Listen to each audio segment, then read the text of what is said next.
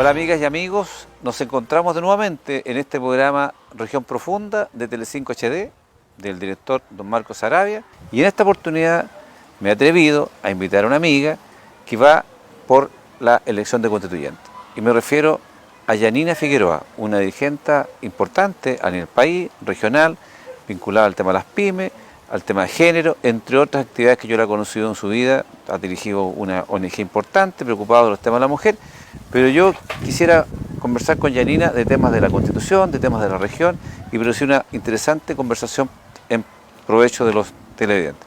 ¿Cómo estás, Yanina? Muy bien, Manuel, muchas gracias. Hace tiempo que no estábamos en el programa Región Profunda. Agradecer obviamente a Telecinco HD, a Marcos, que quiso de nuevo reflotar este programa en el cual estuvimos tanto tiempo conversando sobre la contingencia nacional. Llegó el estallido social, vino la pandemia y finalmente no pudimos seguir haciendo este programa que era bastante importante para la región, así que básicamente agradecer el espacio y el hecho de que estemos nuevamente juntos ahora, cumpliendo roles distintos desde que estábamos haciendo el programa tú y yo. Y en cargos distintos, estamos postulando, yo en mi caso a gobernador regional y Yanina a constituyente. Yanina, mira, uno que ha sido regionalista toda su vida, dirigente nacional, regional, consejero y hoy día candidato, ¿cómo podemos mirar de una forma distinta este proceso de regionalización? ¿O qué piensas tú que debiéramos incorporar a la Constitución para cambiar Chile, para cambiar lo que nos ocurre, estas brechas de desigualdad, un Chile que no se desarrolla armónicamente? ¿Cuál es tu mirada respecto a este tema, especialmente pensando en el programa de este canal, que Región Profunda tiene que ver particularmente con los territorios? Bueno, tantas veces hablamos de ese tema, ¿te acuerdas, Manuel, cuando estuvo peligrando inclusive la elección de gobernador regional? Hablamos también cómo fue este proceso de llegar a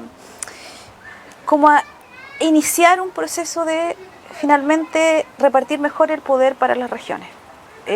Lo que sucede con esta elección y por qué es tan importante y tan relevante es que finalmente tantos años pidiendo que nuestras regiones tuviesen autonomía, tuviesen riqueza, tuviesen la posibilidad de autoadministrarse, porque es la única manera de ganar al centralismo. Nosotros hemos vivido catástrofes gigantescas y el aparataje estatal es muy difícil de mover. Hemos visto también cómo el centralismo de las compras desfavorece absolutamente a las empresas que trabajamos en regiones y finalmente nuestras regiones no atesoran la riqueza que generan.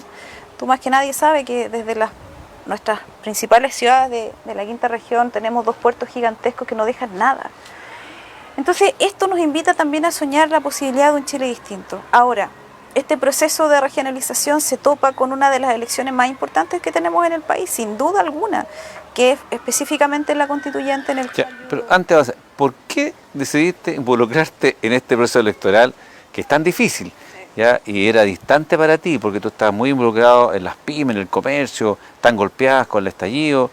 ¿Y por qué decidiste dar este paso de ser candidata a la constituyente? Mira, esta candidatura nace básicamente de las bases nacionales de los gremios pymes. Tuvimos un 2020 muy difícil en cuanto a la incidencia técnico-legislativa. En el fondo fuimos a pérdida en todas las veces que a mí me tocó estar en las comisiones de Hacienda y Economía. Y frente a eso, y frente también a la petición de varios dirigentes nacionales que me dijeron, mira, Yanina, tenemos que estar en la convención, algunos de nosotros ya no tienen los años como para poder estar, estamos agotados también de tantos años de estar dirigiendo gremios, y me dijeron, bueno, nosotros te apoyamos, así que me involucré en esto. Fue difícil tomar la decisión para mí. Yo soy un poco díscola, entonces eso de tener que estar con una disciplina de una candidatura, y además después de un 2020, además un poco también doloroso en lo personal. O sea, yo vi cerrar muchas empresas de socios nuestros, de amigos nuestros, frente a la indolencia absoluta del gobierno. Yo venía muy afectada también emocionalmente en eso. Me costó mucho tomar la decisión. Tú te defines una mujer de centro izquierda porque tú eres independiente hoy día. Sí. ¿Dónde te ubicas de mejor manera? Yo me ubico básicamente una mujer de centro izquierda.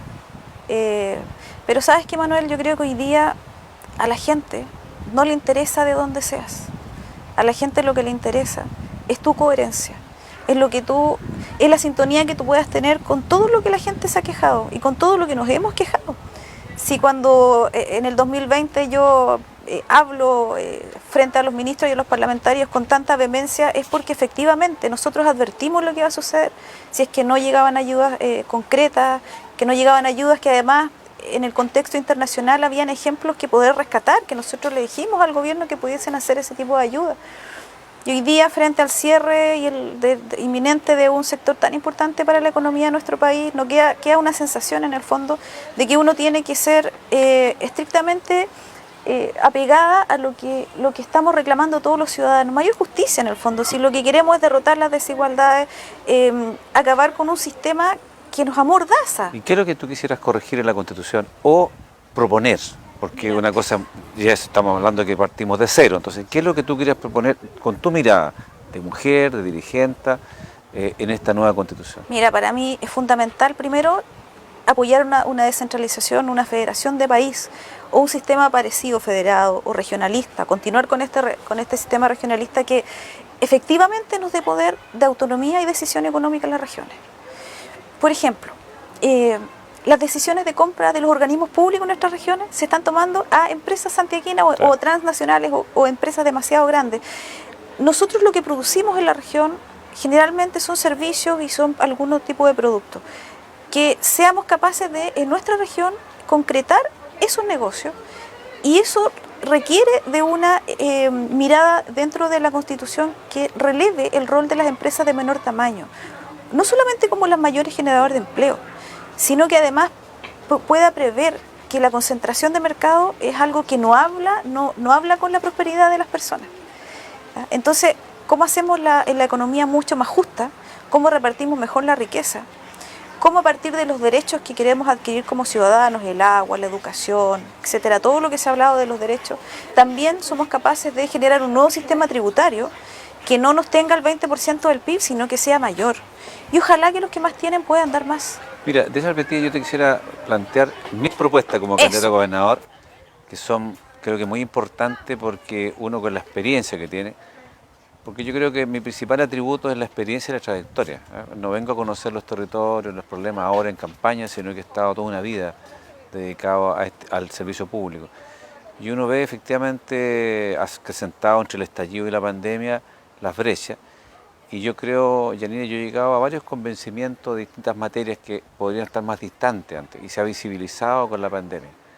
Uno, el derecho a la vivienda. Y lo digo fundamentalmente porque un modelo que fue exitoso en la década de los 80, porque recordemos que en la década del 70 se construían, eran media agua, ¿no? Esas eran las soluciones habitacionales que se otorgaban a la gente más humilde. Campamentos, las callampas que se denominaban, y posteriormente son viviendas de 35 metros, 40 metros, y se va creciendo, y hoy día son viviendas de 55 metros cuadrados. Durante distintos gobiernos se fue modificando la política de subsidio. Pero el problema que se produce es la tardanza en llegar el Estado a aquellas familias que creen en el sistema y ahorran, se reúnen en un comité y pueden pasar años, 10 años, incluso hasta 20 años, con terrenos comprados por ellos mismos. Entonces se produce una incerteza de esa familia en que creen en un sistema pero finalmente se frustran y terminan yéndose rellegados o en un campamento, en una toma.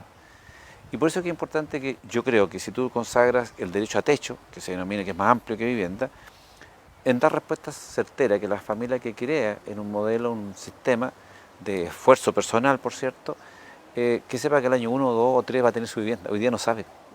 Entonces se produce una desilusión, una desesperanza, mucha especulación con falta de vivienda de los arriendos. Entonces, primero yo comparto, y por qué es importante para mí como gobernador, porque no puedo hacer la pega solo. Es decir, uno tiene el interés de colaborar y resolver el tema de las brechas.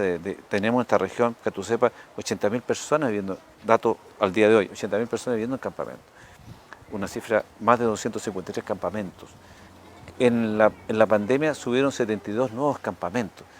Entonces, y esto se repite en el país. Entonces yo quiero consagrar la nueva Constitución, y me gustaría si pudiéramos compartir la mirada de consagrar el derecho a la vivienda en la Constitución. Primero, creo que también es importante consagrar el derecho al agua para consumo humano. Y hago la diferencia para que no se entienda la actividad económica, porque ahí se paga. Porque yo prefiero que quede consagrado en la Constitución y en las leyes, las bajadas, cómo se otorga ese derecho, a un criterio, un descriterio de un tribunal. ¿Qué es lo que nos ocurrió en Nogales por parte de la Corte Suprema? Que se ordena a un municipio pobre en que tiene que otorgarle a cada familia, a cada persona, 100 litros de agua. No dice cómo y le exige. Entonces yo prefiero que quede regulado. ¿Y por qué? Porque una familia que vive en un campamento, que se le otorga agua una vez por semana, con suerte, y hoy día estamos en crisis sanitaria, que te dice lávate todos los días, no puede cumplir, no puede tener algo tan esencial como el agua. La ley hará la bajada, ¿quién tiene que hacerse cargo de entregar ese financiamiento final? Yo creo que esos dos derechos para mí son tremendamente fundamentales, el derecho a techo y el derecho, en este caso también, a el agua. Y otro derecho que creo que hoy día no está asumido es el derecho a la seguridad. Creo que ahí efectivamente ha fallado el sistema, todos los gobiernos. Y la verdad es que todos nos sentimos inseguros en distintas formas, ¿no?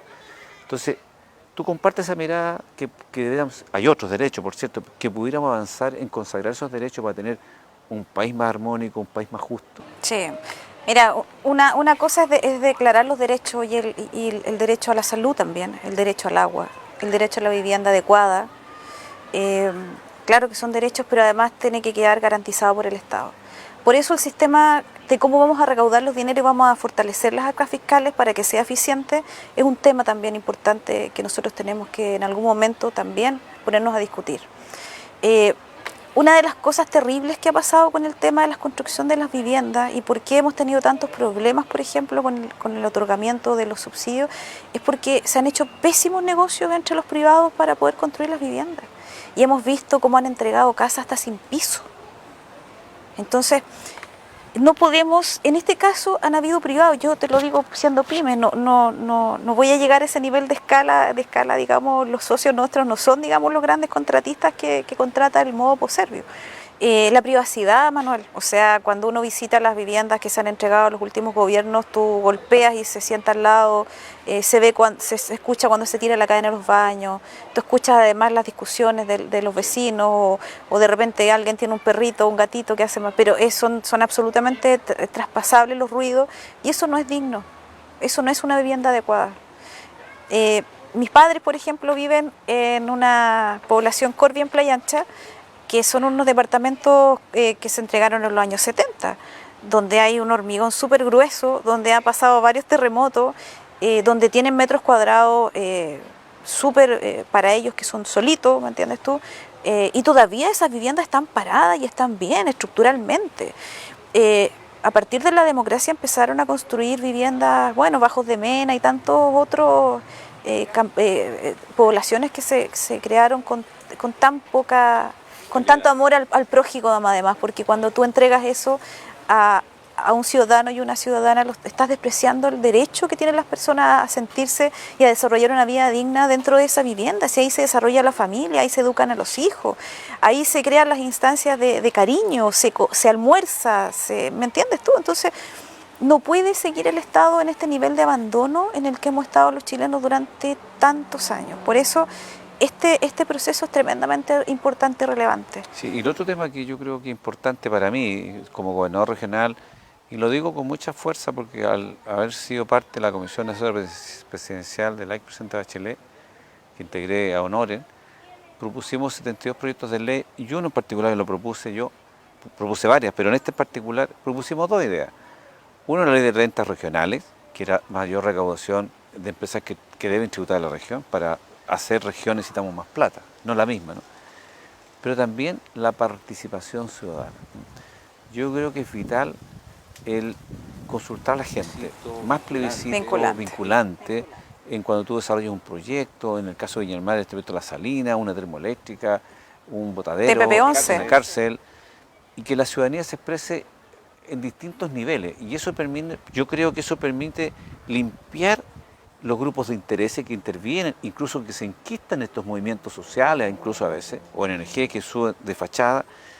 Y lo más importante es respetar la opinión de la ciudadanía. Entonces, ¿qué mejor que un plebiscito? Que vote toda la gente y tú contraargumentas uno y otro. Y la ciudadanía se expresa. Y yo haría eso, ¿por qué? Porque eso permitiría legitimar las políticas que uno impulsa. Pero no me diga al revés, ¿qué ocurre? Que cuando tú tienes un proyecto mal concebido o diseñado de Santiago y lo quieres impulsar, la gente lo conoce recién y terminamos los tribunales. No hay inversión pública, no hay trabajo, terminamos todo mal. Entonces, si tú legitimas un proyecto, una inversión que es necesaria, nace con un apoyo ciudadano. Entonces, ¿tú has pensado cómo pudiéramos consagrarlo en la Constitución este modelo? Por supuesto, mira, una de las ciudadana? cosas que tiene esta Constitución básicamente es que los ciudadanos no tenemos ningún tipo de peso y nos llaman solamente las elecciones de cargos de elección popular. Pero, por ejemplo, en temas tan controversiales, porque hace muy poco se empezó a hablar de nuevo de la pena de muerte, a la cual yo no estoy, soy contraria. Pero si una gran parte de los chilenos dice lo contrario, esta Constitución no nos deja hacer un plebiscito, ¿ya? O sea, esta Constitución tiene muchos amarres que son muy dictatoriales por la concepción de la Constitución, donde no importa lo que opine la ciudadanía.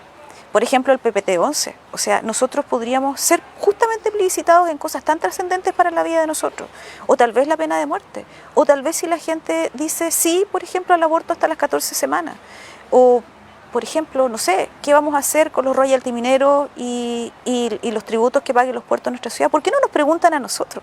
¿Ya? Ese es obviamente un enclave constitucional pero tenemos que obviamente tener que sacar para que... ¿Y cómo logramos, perdona, Jenny, cómo logramos informar a la población para que no existan grupos de interés o ideologizados que impongan una mirada o una propuesta sobre personas que tengan menos educación? Porque eso puede ser el riesgo. Cuando se habla del tema de la pena de muerte, una cosa más muy emocional, que pueden producir estos... Porque claro, oye, si hoy día tú sometes a plebiscito la pena de muerte, va a ganar la pena de muerte, te lo por seguro, ¿no? Entonces, ¿cómo logramos hacer un equilibrio entre el bien común? Claro, lo que pasa es que, No es fácil.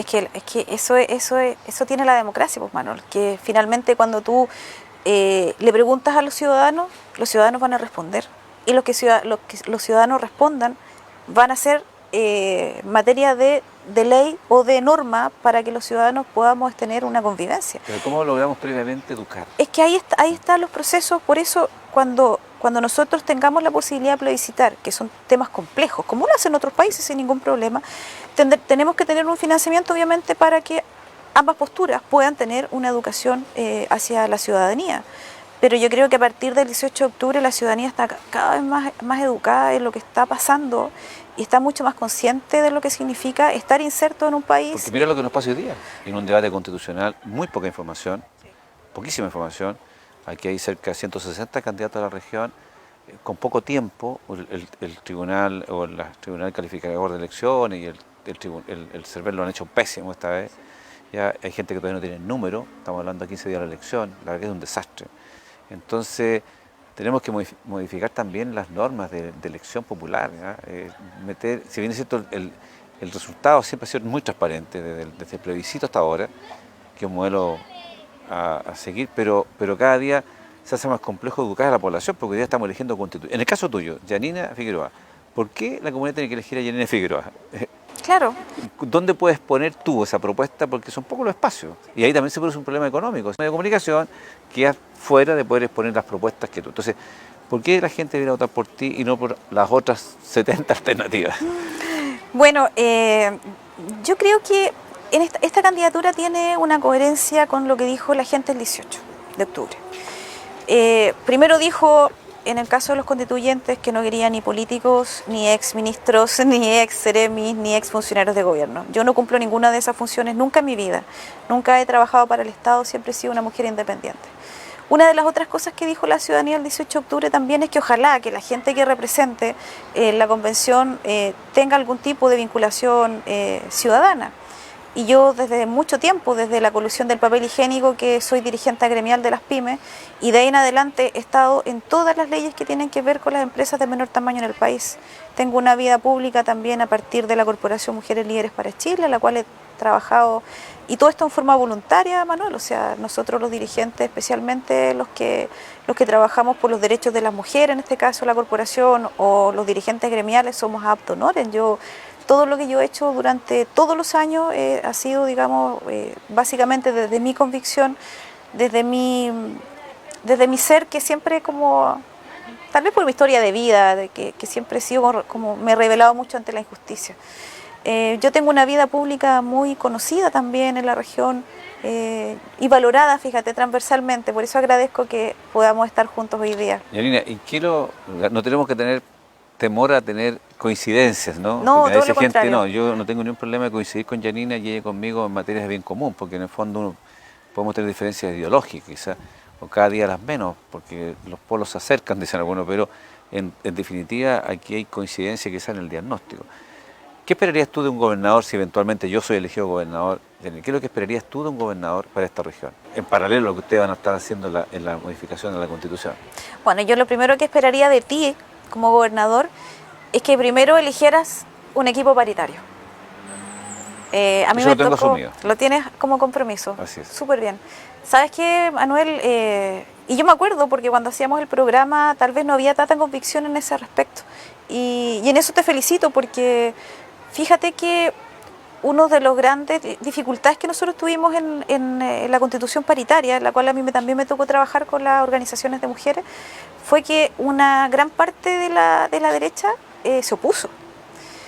Y algunos pocos estuvieron disponibles a votar y otros definitivamente para no meterse en problemas dijeron yo me abstengo. Entonces yo creo que el ¿Tuviste siglo... que yo tengo mi programa? Sí, por eso yo creo que el siglo XXI y el nuevo Chile de todas maneras necesita líderes que tengan una mirada de la igualdad. Partir por eso. Lo otro, Manuel, yo creo que hay que fuertemente impulsar el desarrollo económico de las ciudades de nuestra región. Empezar a desarrollar nuevas propuestas de valor donde los ciudadanos de la región puedan trabajar en la región. El tema de la seguridad es un tema muy, muy complejo. Valparaíso está prácticamente en el suelo por la desprotección gigantesca que tiene. Ahora, tal vez te estoy pidiendo mucho porque en el fondo necesitamos un cambio de estructura muy profunda de nuestras instituciones que se supone que nos cuidan nos provee la seguridad. Así es, la seguridad es clave porque si no hay seguridad no hay desarrollo, ¿ah? No hay paz social, no hay inversión. Pero yo te quisiera decir por qué incorporé mi agenda de género. Creo que es un tema que tú has liderado bastante bien y debo reconocer con mucha sinceridad que para mí hace 2 años era muy distante como tema, como tú lo explicas muy bien, las razones. Pero cuando uno empieza a compenetrarse de los términos del problema, de las dificultades de igualdad de género, y cosas tan sencillas que yo a veces digo que no son temas ideológicos, son temas de sentido común. Cuando una mujer me explica, mire, yo de mi casa, mi trayecto es distinto a un hombre. Y uno dice, ¿por qué? Claro, porque yo salgo a veces, voy a dejar a mi hijo y voy al jardín, y paso a la farmacia, y lo mismo que compro pan. Y cuando vengo después de vuelta. Entonces ese trayecto es distinto al suyo. Y tú dices, bueno, yo no había pensado, entonces por lo tanto la planificación de la ciudad y la región, la mirada de cómo tú desarrollas, por eso yo lo tengo incorporado, es distinto. Entonces tienes que tener la posibilidad de que incluso un asesor urbanista, que genera las políticas de planificación, tenga esa mirada distinta, complementaria para saber que un paradero, que una iluminación, la mujer evita ciertos lugares, porque obviamente está en mayor riesgo que un hombre. Para mí no es ideológico, es un tema de sentido común. Lo segundo, yo el año pasado trabajo mucho con la PDI por los fondos regionales que nosotros apoyamos con ellos y hace mucho tiempo que yo apoyo al CABAS, al Centro de Atención a Víctimas de la Violencia. Y cuando me relatan ellos que hay 200 mujeres maltratadas, ¿verdad?, que llevan más de un año en espera de construir su relato, su versión ante el oficial para llevar al agresor a juicio, y a nadie le importa nada, y cuando pregunto es como normalizada esa cifra lista. Entonces, ¿pero qué ocurre? Y es porque no hay recursos humanos para contratar profesionales para bajar esa lista de espera. Entonces, ¿eso es ideológico? Es un tema de sentido común. Es un tema de sentido común, mire, como no poner los recursos para contratar y evitar que esa mujer... ¿Por qué? Porque en ese tiempo ese agresor puede violentarla de nuevo o matarla. Sí, claro. ¿Ah? Sucede. Y por tanto, entonces cuando empiezan a preguntarse todo, a mirar para arriba, si está al lado, la solución la tiene a la mano. Y ahí dice, oye, hay un poco de indolencia. Entonces, bueno, yo para mí no es un tema ideológico, es un tema de compromiso, si se puede hacer, por cierto. Bueno, cuando tú te das cuenta que en 38 comunas, solo en 12 tenemos dispositivos municipales de hacia la mujer, 12 de 38, y en 38 municipios tenemos solamente 5 casas acogidas, ¿ya? Es cierto que hay un costo por cada casa cerca de 80 millones al año, más o menos lo que te cuestan los dispositivos municipales, que son financiados, por este caso, por la Secretaría de la Mujer, o Seremía de la Mujer. Pero es parte de la política social del Estado, así se carga un problema. Entonces no puedes quedarte solo los titulares cuando hay un asesinato y todos hacen carga del femicidio. Oye, si ustedes no han hecho nada, y pudiendo hacerlo, ¿no? Y te lo digo porque yo traté incluso en la ley de presupuesto de plantear este tema a los legisladores. Oye, no, es que ya no está la respuesta, que no está el periodo de indicaciones. Y yo me informé porque lo supe por la PDI y después por las organizaciones que trabajan con menores y en el caso de mujeres. Tú sabes, Yanina, que hay 640 niños violentados sexualmente y agredidos y que están en lista de espera. Sí, claro. Y cuando le preguntas a Sename, eso ocurre en todo Chile y pasa todos los años. Y solo se requiere contratar profesionales. Entonces, ¿de qué estamos hablando? Entonces, igual, intentamos modificar la normativa y nosotros estamos tratando de hacerlo como región, de financiarlo con fondos regionales. No corresponde, pero está normalizada ese acto. Entonces, la pregunta, ese niño violentado, 10 años, va a ser un niño resentido, porque le va a cobrar la cuenta. El Estado tiene que protegerlo, y no solamente lo protegió, y no lo reparó. Esas son las cosas que uno debiera meter mano legislativamente, penalizar este tipo de descuido o de irresponsabilidades de quien tiene la pega de hacer, pero no es posible que lo tengan normalizado las listas de espera. O lo que nos pasa con las pacientes que son GES o no GES, que da lo mismo, y pasan años. Entonces cuando el tipo tiene una tensión ya es crónico, es agudo. Su dolencia ya pasa casi a un hecho de una mortalidad. Y esas son cosas que uno debiera consagrar jurídicamente. Ahora, ¿por qué es importante la bajada de la ley? Tan importante el que quede la Constitución y después la ley. Porque vivir en un medio ambiente libre de contaminación está consagrado en la Constitución. Pero no tiene una buena bajada. Claro, porque no hay garantías ahí. ¿Por qué? Se conculcó un derecho, se fue a la Suprema, hubo un fallo, y de los distintos considerandos prácticamente ninguno se puede cumplir, porque depende de distintos organismos que tienen que algunos hacerse cargo. Por ejemplo, la Suprema te dice tenemos que modificar el uso de suelo de industria peligrosa a una zona sustentable. Esa modificación se demora hoy día 4 a 5 años. ¿Y qué pasa si se rechaza? No es vinculante. Entonces, la bajada es muy importante para no provocar frustración. Por eso que tan relevante de elegir una buena constituyente es tener un buen parlamento que haga la bajada adecuada. Eso va a ser un tremendo desafío. Me alegro que tengamos coincidencia, Yanina, en estas dos materias, porque creo que yo no tengo, hemos tenido diferencias en otras materias, pero creo que necesitamos un Chile nuevo, necesitamos mucha más energía, más compromiso. No da lo mismo que en gobierno de la región. Yo soy una persona que soy constructor de acuerdos, tengo relaciones transversales y no hay tiempo que ni aprender. Hoy ya tenemos una crisis sanitaria fuerte, tenemos una crisis económica brutal, tenemos una tasa de delincuencia, tenemos todos los elementos que van a ser una mochila muy pesada y más encima tienes que venir a aprender del cargo. No hay tiempo, tienes que ponerte de inmediato a levantar la economía local, a generar los emprendimientos adecuados, levantar las pymes, colaborar con la atención primaria y hospitalaria y hacerte cargo de la seguridad. Entonces son 3 urgencias dentro de distintas materias que son importantes. Entonces yo creo, Yanina, que es muy importante tener más diálogo, conversar, no atrincherarnos, porque tenemos que llegar a acuerdos, porque la gente espera acuerdos de sus autoridades, de sus personas. Entonces si nos vamos a marcar las diferencias, vamos a marcar diferencias, pero ¿quién va a perder? El país. Entonces, ¿qué es lo que podemos hacer, Yanina, en materia de coincidir en lo que tú manejas bastante bien? ¿Cómo ayudamos en esta coyuntura a levantar las pymes, a levantar el comercio, que es lo que más te apasiona? Ay, con la región casi completa en cuarentena hoy día está muy, muy difícil. Hay sectores de la economía que se van a recuperar más rápido. En el caso del turismo y la gastronomía está muy complejo que se puedan parar mucho. Esta nueva cuarentena, fíjate que yo ayer estaba en Viña con unos locatarios y de verdad que y yo llegué un poquito después que ya se había anunciado la cuarentena en Viña del Mar. Yo miro al dueño del restaurante y tenía sus ojos llenos de lágrimas. Me decía, de nuevo, Yanina, me decía, 8 meses cerrado, de nuevo. O sea, invertí en el aforo. Traté de encachar más el local para que la gente sintiera como que esto es un renacer. Me he gastado lo que no tengo. No tuve ningún tipo de subsidio. Entonces yo veo que la situación es muy compleja desde ese punto de vista. Mientras nosotros no podamos tener certeza de derrotar esta pandemia, va a ser muy difícil poder sacar a flote económicamente en la región, especialmente en el sector de las pymes. Ahora, Si seguimos teniendo un gobierno tan tosudo, que no quiere gastar un peso en las empresas de menor tamaño, va a seguir siendo catastrófico. Tú sabes muy bien que los fondos que se destinaron en el estallido social, muchos no le llegó a los adjudicatarios. O sea, nuestra institucionalidad está con olor a muerto en el fondo, porque no sabes por dónde. Mira, hoy día estábamos viendo la trampa ya. Se está planteando un subsidio de emergencia para las familias, pero de nuevo con letras chicas, que es lo que nos pasó a todos en las pymes cuando estábamos en cuarentena.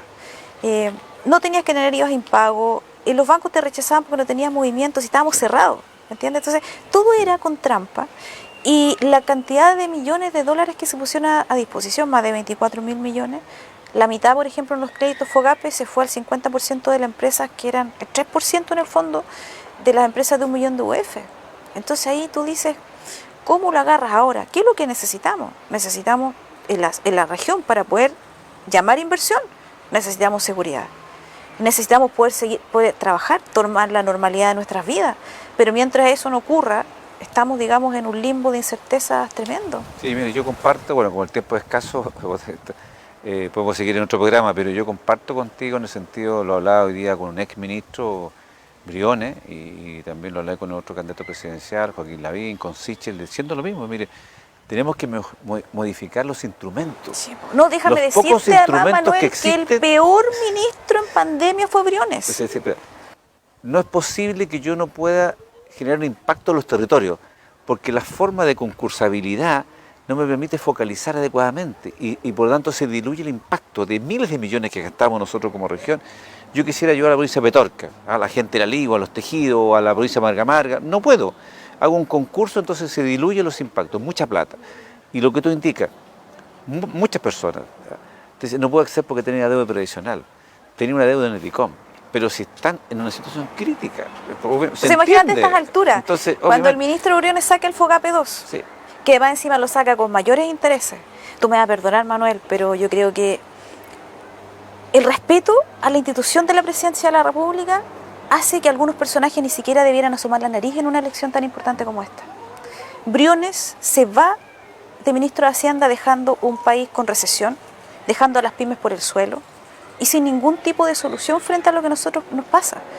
Entonces, creo que también la política, lo que tú dices es correcto, no se focaliza porque no hay mirada regional. Si cuando sacan el aforo en los restaurantes, nosotros le decíamos al ministro, vaya a tomarse un café a Puerto Montt, a Punta Arenas, a la terracita, para ver si puede sacar. Porque no fue, claro, yo criticaba al Ministerio de Salud. No hay cada realidad es distinta, ¿no? Son distintos los territorios. Pero no lo miran así porque lo miran con los ojos de Santiago, le falta calle. Claro. Bueno, yo creo que efectivamente yo coincido en eso, se lo dije a los ministros, y mira, aquí efectivamente no es lo mismo Valparaíso, Viña, Olmué, son distintas las realidades, o Petorca, no le podemos pedir lo mismo. Entonces nosotros efectivamente hay un esfuerzo enorme, pero nos preocupa, Yanina, para terminar.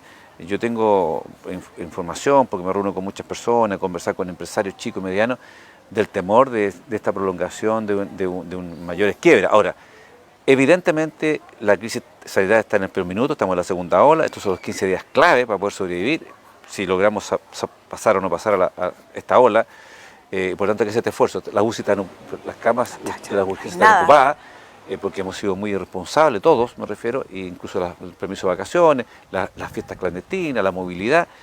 Estamos en el peor minuto. Y yo confío que logremos pasar estos 15 días más o menos, lo que lo dicen los médicos, pasados estos 15 días ya debería tener efecto la vacunación. Ya vamos a avanzar en 5 millones, vamos en la primera dosis, 3 millones y tanto la segunda dosis.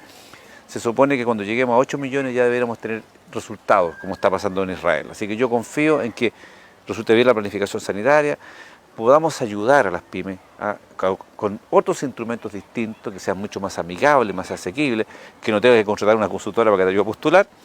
Yanina, el tiempo es escaso, así que te dejo la pantalla para despedirte en este primer ciclo del retorno de post-pandemia en la voz de las regiones.